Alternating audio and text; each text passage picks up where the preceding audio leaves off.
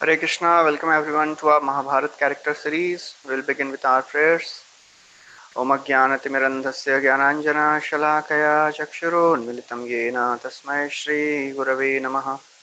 Namo Om Vishnupadaya Krishna Prashtaya Bhutale Srimate Bhaktivedanta Swami Nitinamine Namaste Saraswati Deve Gauravani Pracharine Nirvishesha Shunyavadi Paschatya Deshatarine Jai Shri Krishna Chaitanya Prabhu Nityanand Shri Advaita Gadadhar शिवासदि Gaur भक्तवृंद Hare Krishna Krishna Krishna Hare Hare Hare Ram Ram Ram Hare Hare Hare Krishna welcome everyone. So we are discussing from Mahabharata. We are discussing the various characters, and we are discussing now Bhima, the second Pandava after Yudhishthir Maharaj. We are discussing about Bhima now. And last time we discussed how Bhima, when he entered the war of Kurukshetra, he started destroying all the Kauravas because he had taken a vow to kill all the 100 Kauravas. And that's how this Bhima, he was fearlessly, forcefully, he was destroying all the armies of Kauravas. And we discussed also that how in the war he had confronted Karna also, and he also defeated Karna to everyone's surprise. So we'll be continuing from the 11th day of battle. So on the 10th day, Bhishma Dev, he fell down on the bed of arrows, and Karna became the commander.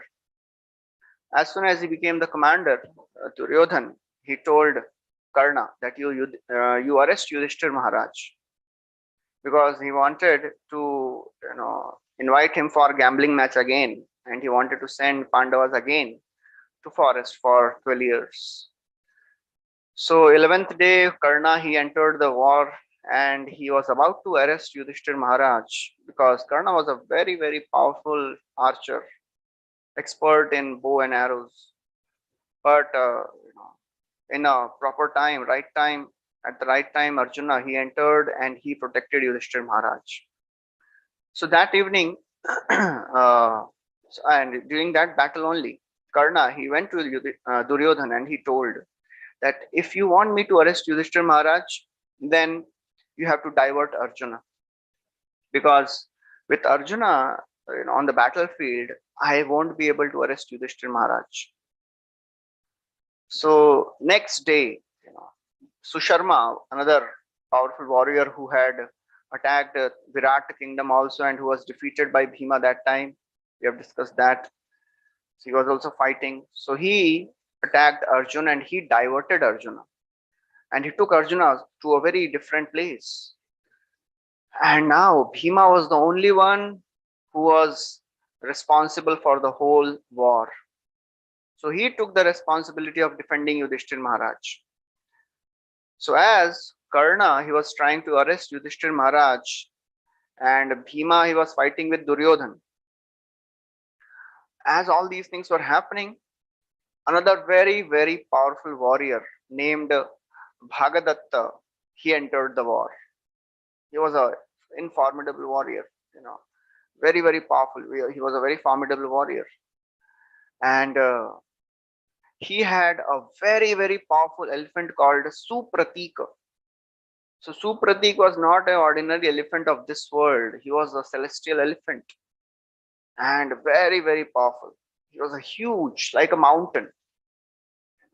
And as he would walk, as he would, charge, he would crush all the soldiers, all the warriors. They would be crushed under his feet. So Pandavas, when they saw, oh, this Supratik has come, so they sent their elephant division. But this elephant division of Pandavas could not do anything in front of Supratik. Supratik, he would just kick the elephants and they would go flying away and they would be killed by just one kick. On top of that, Bhagadatta was very, very powerful. So now, Bhagadatta, he came and he also attacked Bhima.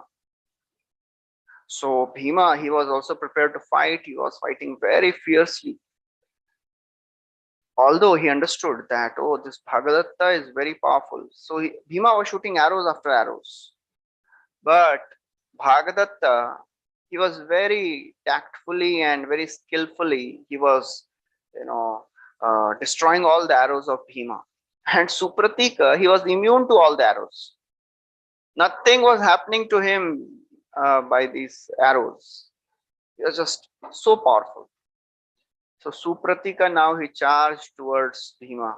Bhima, he could not do anything. As Bhagadatta, he came closer and closer. Bhima was trying to shoot arrows after arrows, but still nothing was happening. And at one point of time, Bhagadatta came very near, and the elephant Supratika just stepped on the chariot, and the chariot of Bhima was crushed. At right time, Bhima leapt out of the chariot and he was saved. Now Bhima was on the ground, and this Bhagadatta, he was on the elephant. But still, that is the quality of a Kshatriya. He never gets fearful, even if there is a danger for life. He never gets fearful. Bhima, on the contrary, he became more angry. He was infuriated. Bhima, although he was a very strong bodied, he was lightning fast. Immediately, he went inside this elephant and he started pummeling this Supratika from below. And Supratika started screaming. And somehow the Supratika, he caught hold of Bhima in his trunk and he was about to throw him and crush him under his feet. But Bhima somehow he compressed himself and loosened the grip and slipped out of the trunk. Again he went under that Supratika and again started pummeling him, beating him. So Bhima, although he was in mortal danger, his life was completely in danger.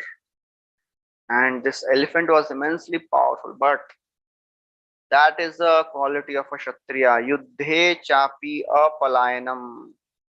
That's what Krishna says in Bhagavad Gita. That a Kshatriya never runs away from the battlefield, even if the life is in danger. So as all these things were happening, Supratika was screaming because being hit by Bhima. And on top of that, Bhagadatta, he was also shooting arrows, and hearing the screams of Bhagadatta and the havoc created by screams of Supratika and the havoc created by Bhagadatta, Arjuna and Krishna, they came to know this, and they came to the place where this fight was going on, and then they started helping Bhima. And Bhima then went on another chariot and he kept fighting. This is very interesting, because Bhima, he was giving his best, not caring for his life. So at right time, Krishna, he heard and he understood and realized that this person, this devotee is in need.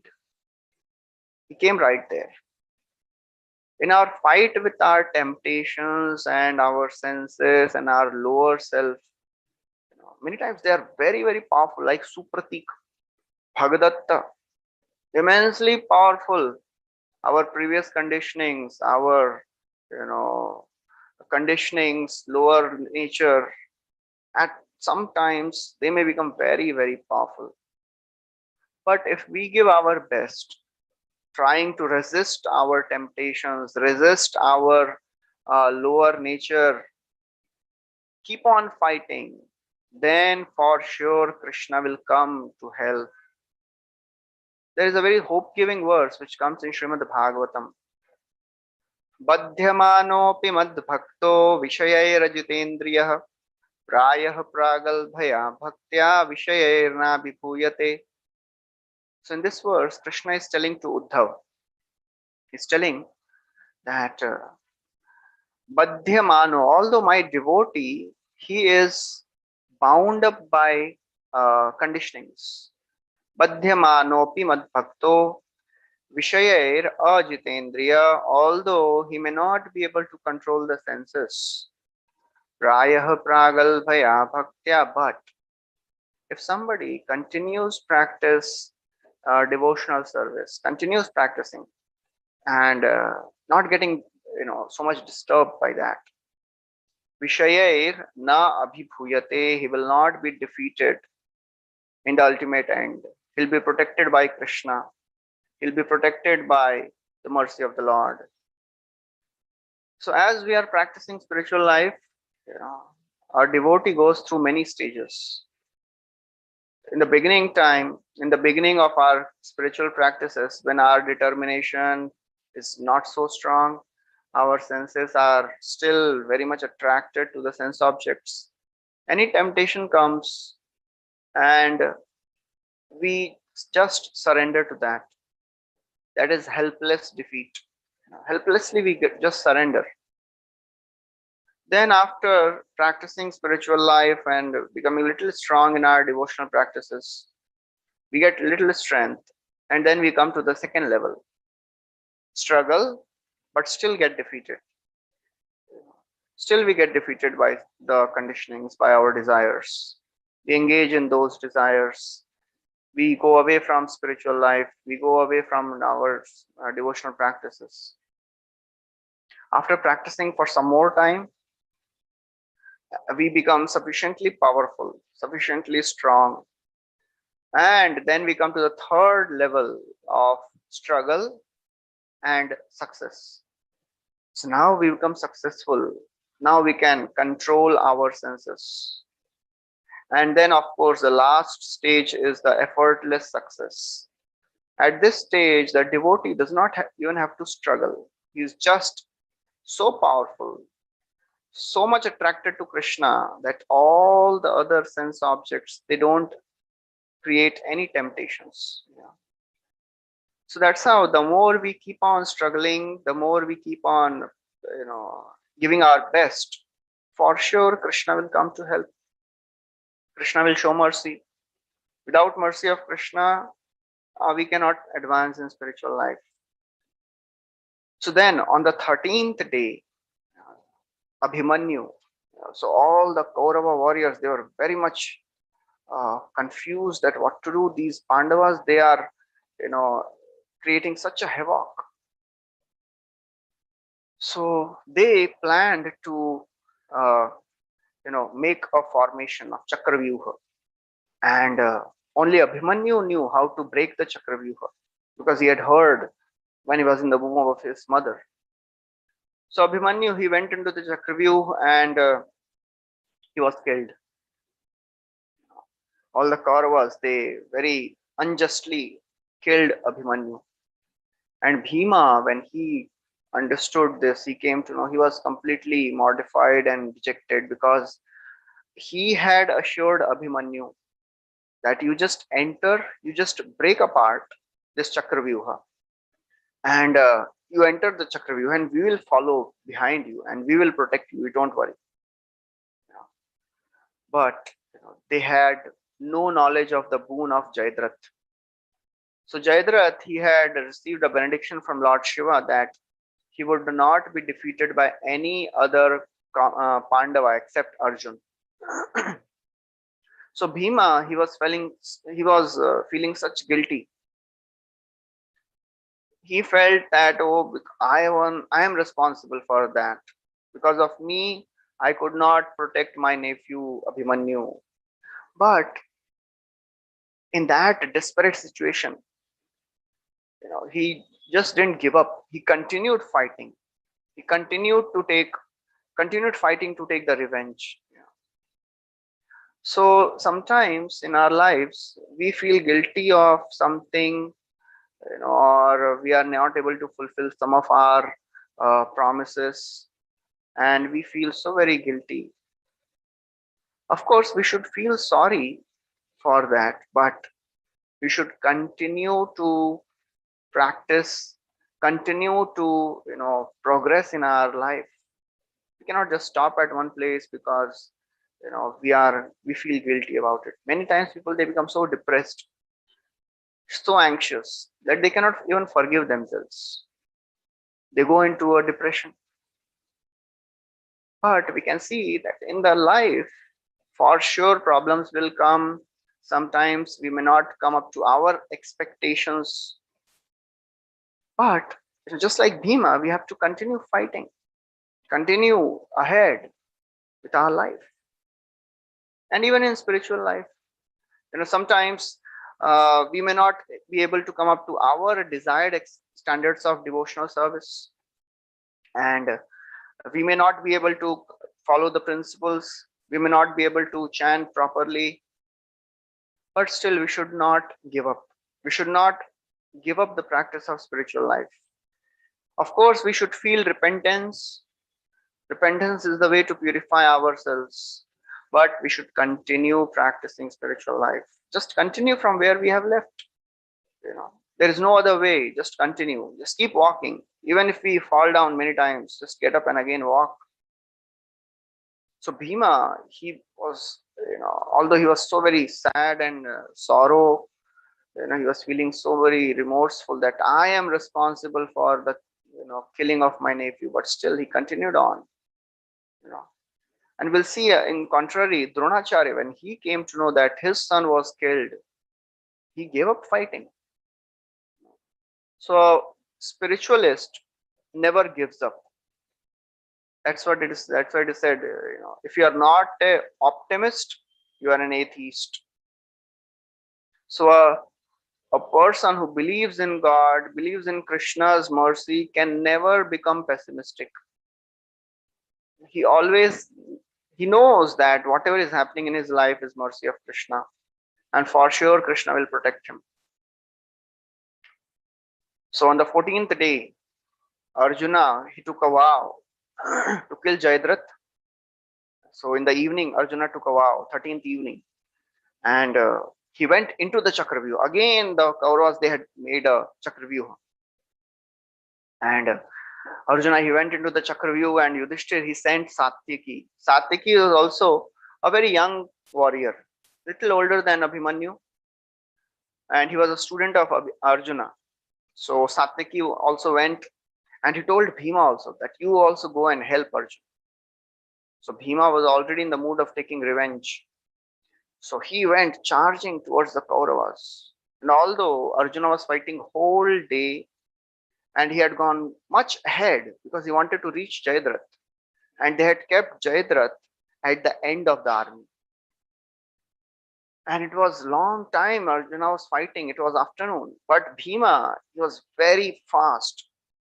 When Yudhishthira Maharaj told that you go and you protect, support Arjuna, he with such a force, he went ahead and destroying all the warriors in between. He reached Arjuna very quickly. And now with Bhima and Arjuna fighting furiously, it was a scene of devastation. And then Kauravas, they wanted to stop Arjuna to reach Jayadratha. So Duryodhan, he told Karna that you go and confront Arjuna. So Karna, he came, and Krishna, he understood. So Krishna told Bhima that you go and you handle Karna. So Bhima, he challenged Karna for a fight.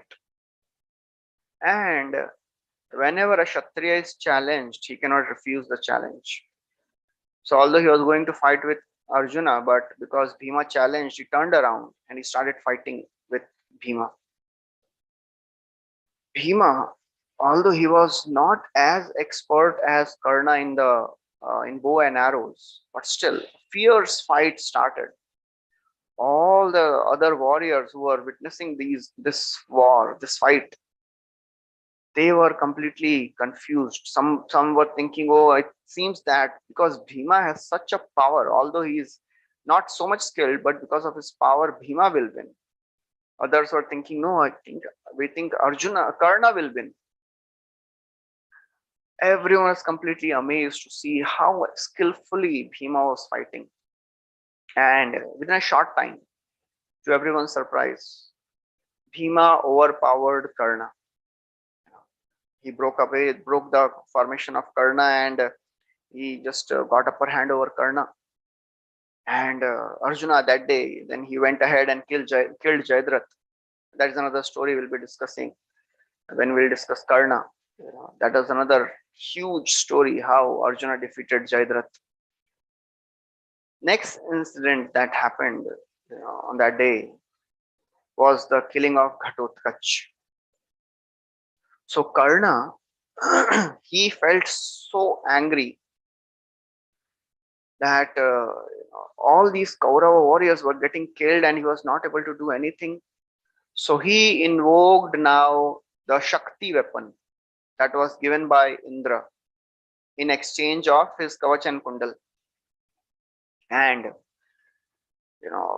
because he had no other option, because Shakti weapon he wanted to use to kill Arjun. But that time Ghatotkach was creating such a havoc that Karna had to invoke Shakti weapon, and Ghatotkach was killed by that. So Bhima became so emotionally involved. He was such grief stricken. But he accepted that as a will of the Lord, as a plan of the Lord, and he continued fighting. That's a very, very important thing we have to understand, that many times we also have some cherished desires, some things which we like, some things which we want to get. But if Krishna has some different plan for us, then we should be ready to accept the plan of Krishna. And the life of Pandavas they were completely devoted and dedicated to the will of Krishna. Whatever Krishna wanted, they were ready to do that. So we may have our dreams, we may have our plans and desires, and we may try to fulfill them to the best of our capacity.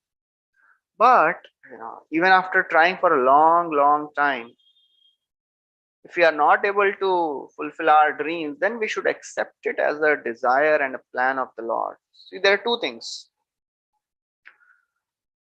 If somebody is not a devotee, for sure,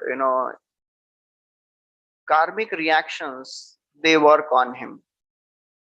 But if somebody becomes a devotee, spiritualist, taking shelter of Krishna, then Krishna takes care of the life of the devotees. He manages their karmic reactions. So therefore, if some devotee, he has some desires, some plans, and he's trying his best to fulfill those plans, still he's not able to, achieve success. You should understand that it is not in my destiny. And secondly, Krishna has some plan for me. So that's what it is described in Mahabharata when Krishna took all the Pandavas to Bhishma, who was lying on the bed of arrows.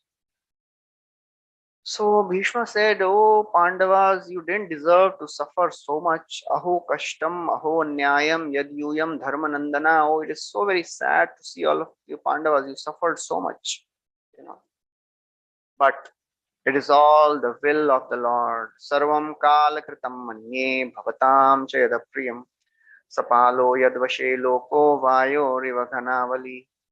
Oh, it is all the will of the Lord. That's why all these calamities are coming in your life. So therefore, we should accept the plan of the Lord. How to understand the plan of the Lord? How to understand what Krishna desires? Understand the desire of the devotees of the Lord. So if we cannot understand the plan of Krishna, just follow the plan of devotees.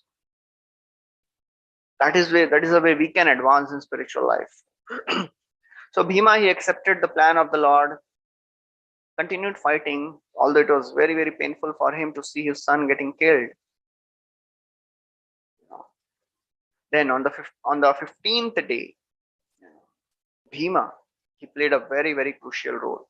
Every day Bhima was killing many, many Kaurava brothers. On 14th day, Bhima killed 31 Kaurava brothers. On the 15th day, Bhima, he played a crucial role. On that day, now Dronacharya, he was unstoppable. He was fighting so fiercely. Everybody thought, all the Pandavas, they thought, oh, it seems that now today will be defeated. Yeah. So Krishna, he went to Yudhishthir Maharaj and he told him that, you remember, Dronacharya said that nobody can defeat him. He could be defeated only if he gives up his weapons on hearing the death of some near ones. So he said, you go and tell tell Dronacharya that Ashwatthama is dead. So we have to understand that there is morality at different levels. Ultimate level of morality is to see that people are not exploited. That is the ultimate level of morality. So people, they need to follow moral values because they tend to get distracted. Krishna does not have to follow moral values because he never gets distracted. Whatever he does is for the welfare of people in general. So therefore, absolute morality is to follow the will of Krishna. So actually, Krishna can never do anything adharmic. If somebody, asks, what if Krishna tells you that, oh, you have to kill your brother who is a very pious soul, who is a dharmic soul, what will you do? This is a very, very, tricky question. If Krishna is telling you, Supreme Lord is telling you that kill your brother who is pious, what will you do? So the answer is Krishna will never say that. Because Krishna can never do a thing which is adharmic. But many times people, they get stuck at the lower level of morality and get confused. Just like one of the principle of morality is ahimsa, non-violence. But we cannot be the soldier on the battlefield cannot be non-violent. So this is a moral principle, but there is a higher principle to it, to protect people from being exploited. So Bhima, he immediately agreed. Immediately he went, and actually for a Kshatriya, to speak a white lie is not proper. So Bhima, what he did, there was an elephant named Ashwatthama in the army. So he went and killed that Ashwatthama. They killed that elephant. And then he went in front of Dronacharya and started shouting, calling loudly, oh, Ashwatthama is dead, Ashwatthama is dead. Dronacharya, when he heard this, he was completely shocked, frozen. But he thought that this Bhima is fickle. He keeps speaking so many things. He didn't believe in the words of Bhima. He continued fighting. But, that voice, that thought stayed in the mind of Dronacharya. So he went and he asked Yudhishthir Maharaj. And Yudhishthir, in a loud voice, he said, yes, Ashwatthama is dead. And then in the low voice, because there was such noise in the war, in the battlefield, in a low voice, Yudhishthir said, Narova Kunjarova. I don't know whether it was elephant or a person or a man. Dronacharya, he didn't hear that. And, because he was so very shocked, he gave up fighting.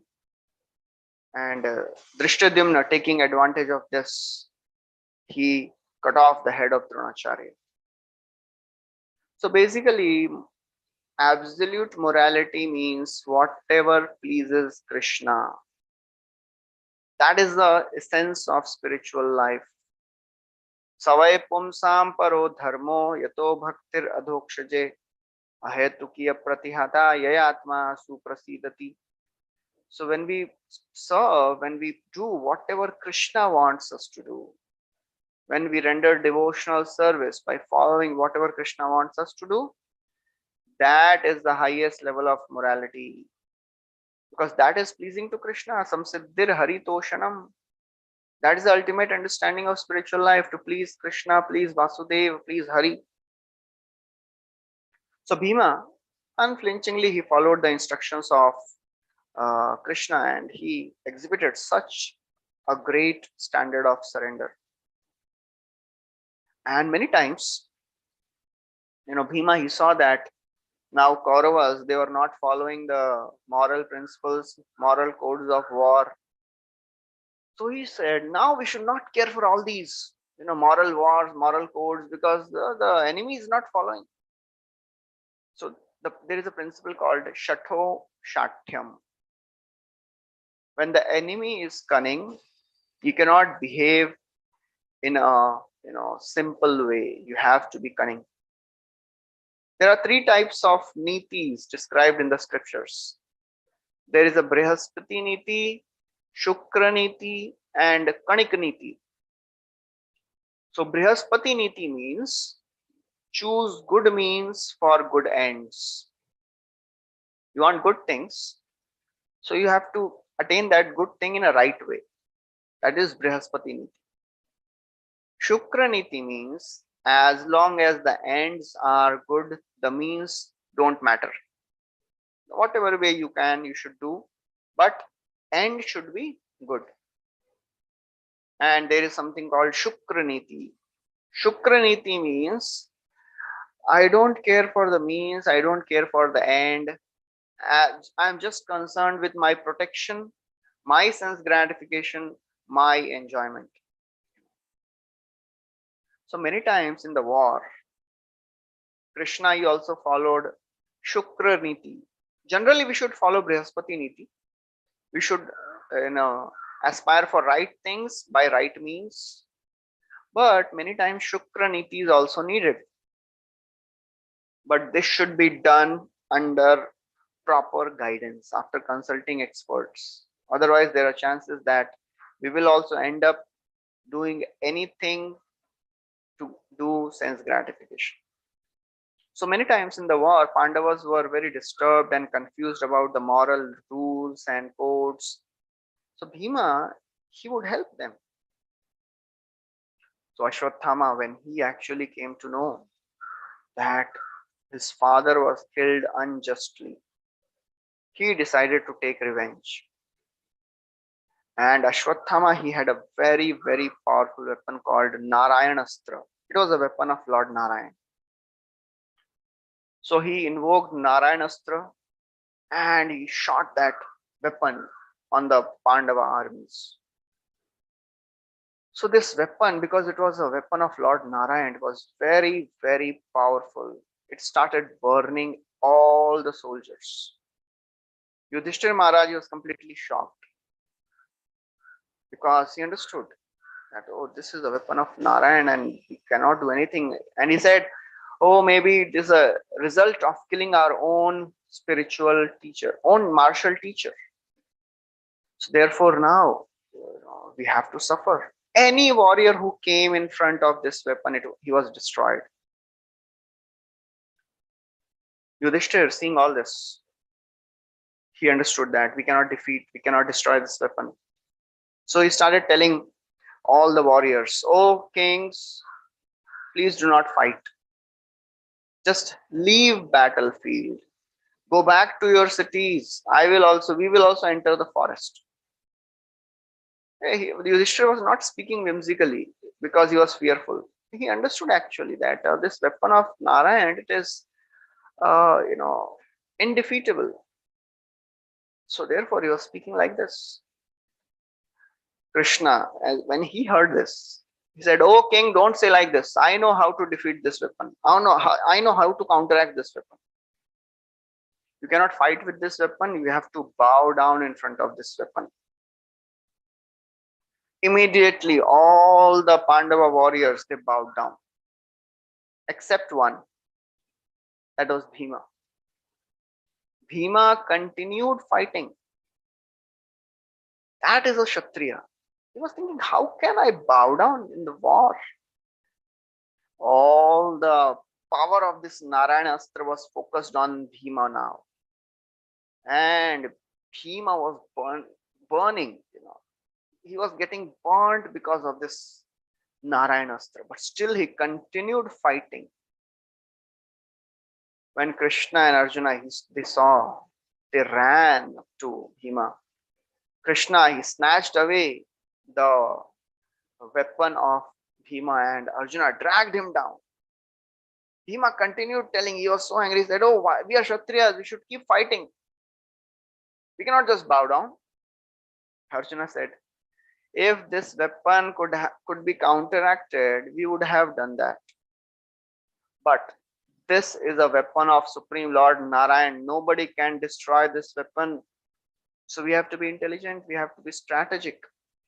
And I have taken a vow that I will not fight against the weapon of Lord Narayan. So there is no harm bowing down to this weapon. So Bhima also agreed. So this incident again shows the quality of a Kshatriya. Yuddhe chapi apalayanam. Whatever situation is, even if the life is in danger, Bhima, he continued fighting. And as they bowed down, Narayanastra became harmless. In our dealing with devotees, sometimes there are conflicts. Sometimes there are some arguments which may happen between devotees. And if certain devotee becomes angry, you cannot just counter that anger with your anger. Just like Narayana Astra cannot be counteracted by anything. A devotee, if he is angry, we cannot just solve that problem by becoming angry. Otherwise, we will be destroyed. We have to follow what Krishna told to all the warriors. Just bow down. Become humble in front of the devotees. This will save us from wrath. This will save us from unnecessary anxiety, unnecessary frustration. After all, when there is a conflict, we have to be really careful. We have to solve the conflict without offending a devotee. Because if we offend a devotee, then our spiritual life will be destroyed. So it is very, very important to understand this concept of not offending a Vaishnava. Otherwise, we'll be destroyed for sure. Just like nobody can defeat Narayanastra, the devotees of the Lord, they are very, very powerful. And if we offend devotees, for sure we'll be destroyed. So, now Karna was, after Duryodhan, after Dronacharya, he fell down. On 16th day, Karna, he became the commander. And that day, fierce fight started between Karna and Bhima. On one occasion, actually, Karna overpowered Bhima. And although there were all the chances that Karna could have killed Bhima, but because Karna had taken a vow, he had told Kunti that I will not kill Yudhishthir, I will not kill Bhima, I will not kill Nakul, I will not kill Sahadev. But definitely I will try my best to kill Arjun. So although Bhima was weaponless, Karna could have killed him, but he didn't. On the contrary, he came near Bhima and he started hitting his face with his bow. And he was telling Bhima, oh fool, your expertise is only in eating. Go back, go away from the battlefield and do something substantial. So you have to understand, although Bhima was not so very expert in bows and arrows, but he was very expert in mace fighting. And whenever Bhima would get angry, he would just keep aside his bow and arrow and he would enter the enemy warriors' camp with his mace, destroying everybody.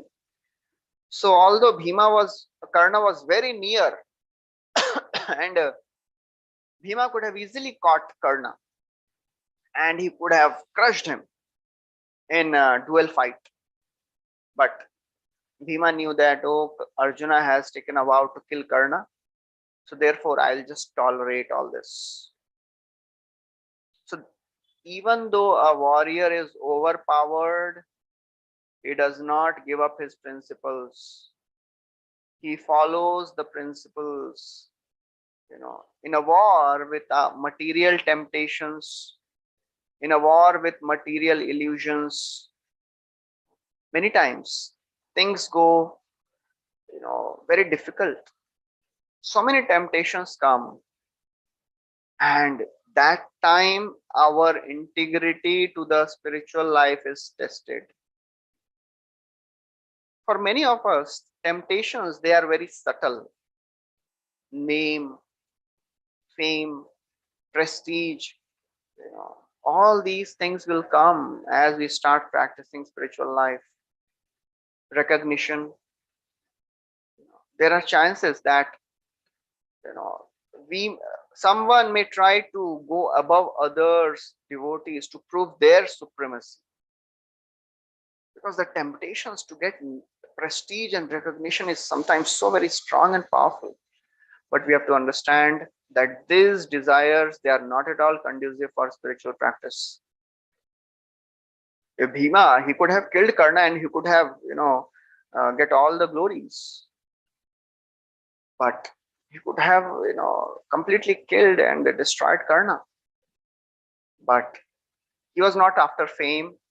He wanted to follow the principles. Arjuna had taken a vow, he should kill Karna. So a mature and intelligent devotee is never interested in any mortal fame. That's what we have to understand.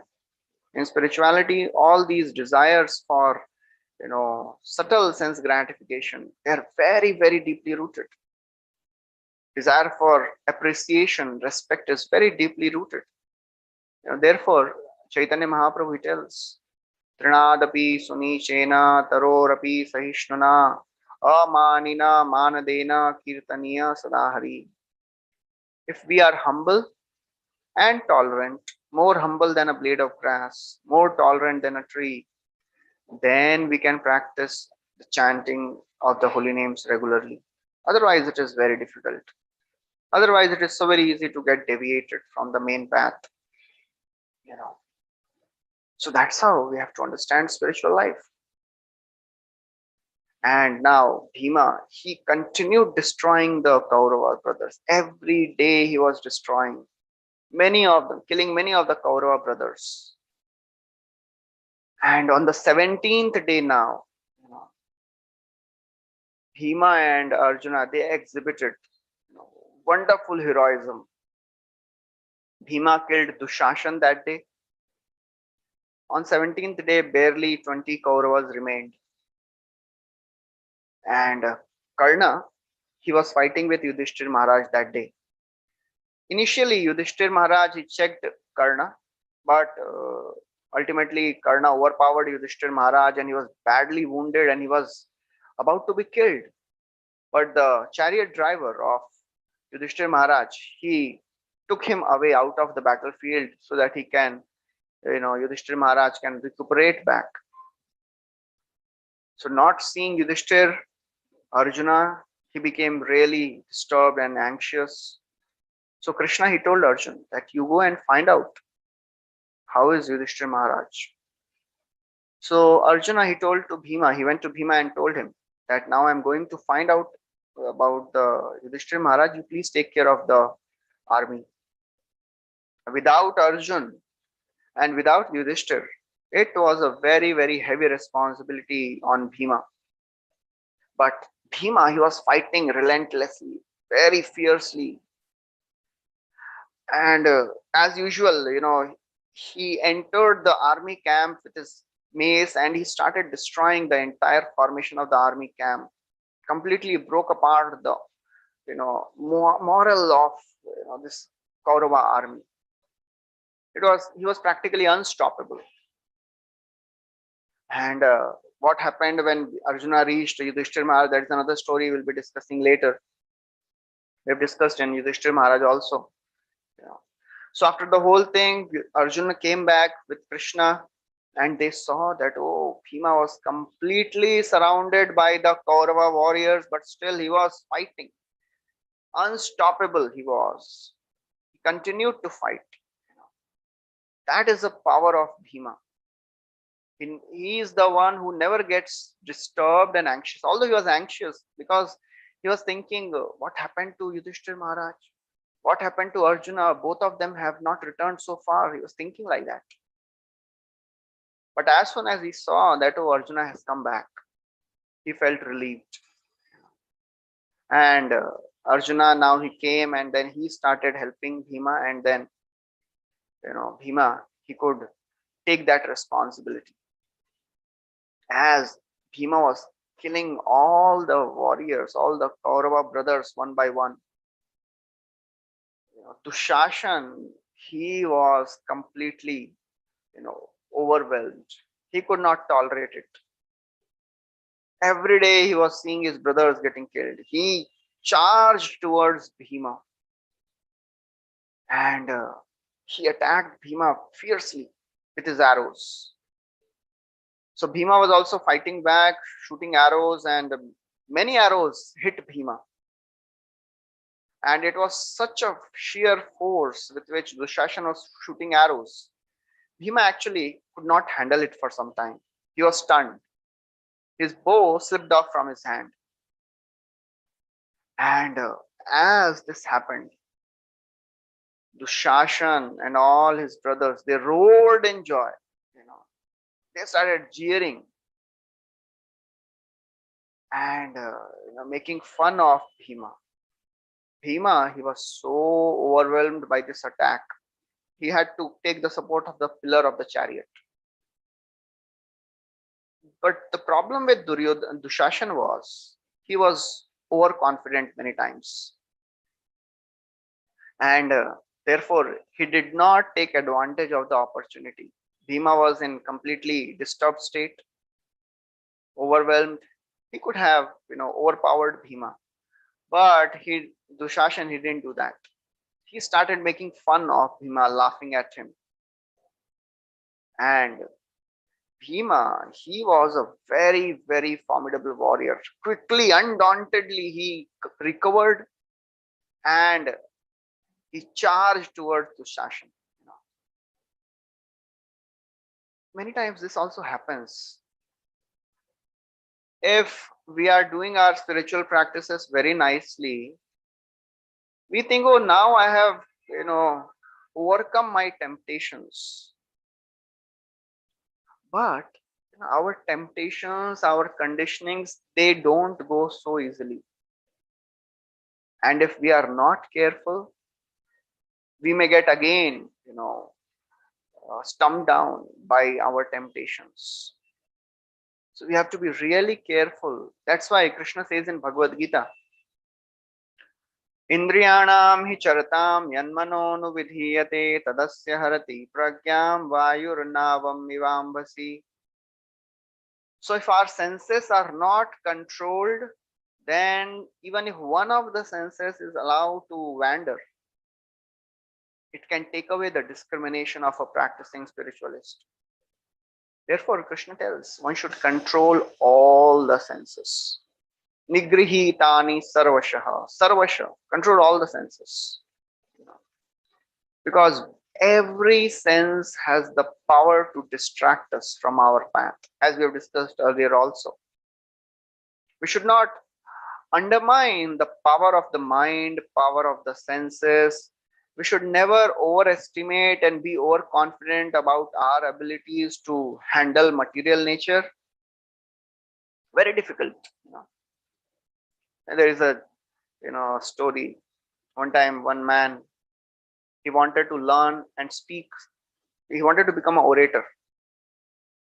So one time in that village, a person came and he was speaking. He was teaching people how to speak. So he made one statement.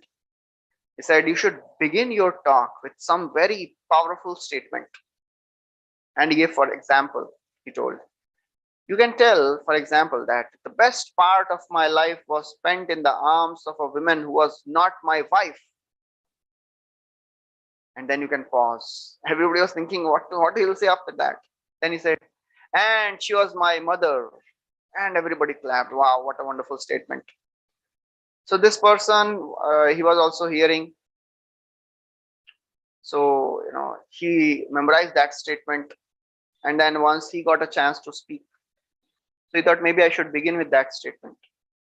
So he also said, the best part of my life was spent in the arms of a woman who was not my wife. And he was so anxious, so nervous as he was speaking for the first time. He forgot the next line. And then he said, I don't know who she was. And that is overconfidence. One should not be overconfident. Oh, I can handle all these things. I can move around with my old friends who are not interested in spiritual life. I can do some things which I was doing in the past, and it will not, create any problem for me. We should never ever underestimate. So Dusashan, he had no idea that Bhima, he was so powerful. So Bhima, he went and he, attacked Dushasan with his mace. Dushasan was on this chariot. Bhima went down off his chariot, jumped down, charged towards Dushasan, and he hit Dushasan with his mace. Dushasan, he flew off the chariot 20 yards. And Bhima, he was extremely angry. Although as Bhima was charging towards Dushasan, Dushasan kept shooting arrows. But Bhima, with his mace, he kept hitting those arrows away. Not even a single arrow could pierce the mace of Bhima or could hit Bhima. And Bhima reached and hit him, and he flew 20 yards away, and he was completely overwhelmed. With that, because of that hit, Dushasan, he was completely dizzy, completely in blood, because of that attack. Bhima came near, even before Dushasan could get up. Bhima, he went and sprang on the chest and started hitting him, pummeling him, pounding him. Dushasan could not do anything. He was trying his best to get out of the grip of Bhima, but Bhima was very, very powerful. He had very tightly caught hold of Dushasan. Dushasan was hitting his legs, trying to get out, but he was not able to do anything. Then Bhima, he remembered the disrobing of Draupadi. What all insults Draupadi had to suffer. And it was Dushasan who dragged Draupadi out of the inner chambers and was trying to disrobe Draupadi. So Bhima now remembered all those things. He became extremely furious, took out his sword, and he was just about to kill Dushasan. Dushasan, he became completely horrified to see this. Tried his best, but still he could not do anything. Completely helpless. And Bhima, he was foaming with anger, burning with anger. He was completely overwhelmed, thinking all those things. And he raised his sword, and Dushasan was completely struck with terror. So we'll stop here and then we'll continue next time. What happened after this, we'll continue next time. Thank you very much. Krishna. Prabhuji, thank you so much. So much learning today. Hare Krishna. So, may I have a question? One? Yeah, please, you can ask. So Prabhuji, not wanting respect and giving respect to others. So can you explain that, Prabhuji? What does it really mean not to expect any respect or any Okay. So, That is a very important principle of spiritual life, because in this world everybody wants to be respected.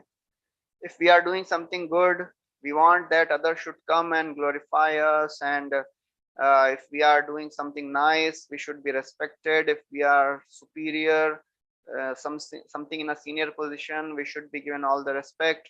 That is the general tendency of everyone. But when we practice spiritual life, Krishna, by his personal example and behavior, he is showing repeatedly how humble he is, how he is not hankering for respect. In the Rajasuya Yagya, when the services were getting distributed, Krishna, the Supreme Lord, he took the responsibility, the service of washing the feet of all the sages. In the battlefield of Kurukshetra, he became the chariot driver. So he himself is showing by his example how humble he is. So therefore, we have to also follow in the footsteps of Krishna, because this is what Krishna expects out of us. We should not be hankering for all the respect and the recognition, because the more we hanker for respect and recognition, we cannot become humble and we cannot surrender to Krishna, because we start thinking that we deserve it. you know I am such a great person, I deserve such respect. And when this mentality comes, that is not pleasing to Krishna. And this is actually Krishna consciousness, to please Krishna. Samsiddhir hari toshanam. And Krishna is pleased when we exhibit humility, although we may not actually be feel humble, but fake it till you make it, as they say. Even if we are not feeling humble, still act humbly. And if somebody gives us recognition, if somebody appreciates our services, then one more thing, we should accept the respect, but we should not expect the respect. That is another very beautiful line.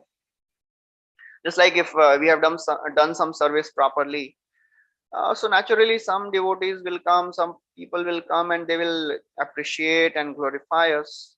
But that time we cannot say, no, no, I didn't do anything. We have done it. Accept their glorification, but just transfer that glorification to the spiritual masters and to Krishna. Because ultimately, whatever we have, it is by the mercy of Krishna. All our strength, all our capabilities, they are given by Krishna, as Krishna says in Bhagavad Gita. Paurusham Rishu, amongst the men, I am the strength, I am the ability. So therefore, whatever we have, it is given by Krishna. As Srila Prabhupada, he would tell, we should not be proud of the borrowed plumes. All our abilities, all our strength, all our skills, they are given by Krishna. So we should be grateful. We cannot be proud. And we should not expect that we will be respected. We should be respected. Oh, I have done so much service, I should be respected. No, that is not conducive. Of course, becoming humble does not mean that we allow ourselves to be exploited. Especially in the today's world, especially in the corporate scenario, if we are not firm in our stand, then we will be exploited. We'll be, put down. So a spiritualist, a devotee, is very, very firm in his principles. At the same time, he is very gentle in his dealings with others. So that is the combination. That is what we have to try to understand and follow in our lives. As Srila Prabhupada would say, devotee should be lion at the chase and lamb at home. When we are with other devotees, we should be genuinely humble. And when we are in the outside world, we have to be very, very firm, very, very strong, so that nobody can exploit us. Of course, with all respect, we should deal with others. but don't allow others to exploit us. So that is in short the understanding of not expecting respect. Yes, Prabhuji. But Prabhuji, sometimes a person is not expecting respect, but that disrespect comes, Prabhuji. So there's a very thin line, like, you're not expecting or hankering for respect. But if disrespect comes your way, then how to take a humble position? So So, yes, like, you want the right thing by taking the humble position, but then you don't want the being exploited. So sometimes it's confusing what position to take, and how do we go around that, Prabhuji? yeah. So that's why I said that if we are becoming humble and then if somebody is exploiting us, then we should, we should understand that this is not the right way to apply humility. As we know the famous story, one time, Narad Muni, he preached to a snake. And why are you, biting people unnecessarily? You should not bite. So the snake also became a devotee and he said, okay. So, after a few days, Narad Muni again went and he saw that this snake was in blood completely. So he asked, what happened? How have you come in this state? So snake said, oh, Narad Muni, you only told that I should not bite. So people, they understood that I don't bite now anymore. So they started hitting me with stones. So Narad Muni said, I told you not to bite. I didn't tell you not to hiss. Hissing is sufficient to drive the people away. So when a devotee is in the outside world dealing with others, we have to be very strong. We cannot allow others to exploit us, because that is what is happening in the world. If you are not strong, then in the company you will not be promoted. You'll be put down. Your juniors will get higher positions just because you are humble. You don't speak. No, that is not a devotee. Devotee is very strong. People should know that, oh, we cannot exploit him. We cannot just go around uh, him. So yeah, there is a proper mature balance which is required. We should be gentle in our dealings. We should respect everyone. But when it comes to claiming our rights, especially in the material world, when we are dealing with outsiders who are not devotees, not spiritualists, then we have to be very firm. Because after all, we are not doing it for ourselves. If we are strong and firm, we want to serve Krishna with whatever we get. If we earn better, then we can serve Krishna better. So our firm behavior, our strong you know uh, hold on our principles of spirituality, that is needed so that we can serve Krishna better. And whatever is required, as we discussed today, shatho shatyam. Many times you cannot be just a simple person and do your thing. People will exploit. So we have to be many times cunning.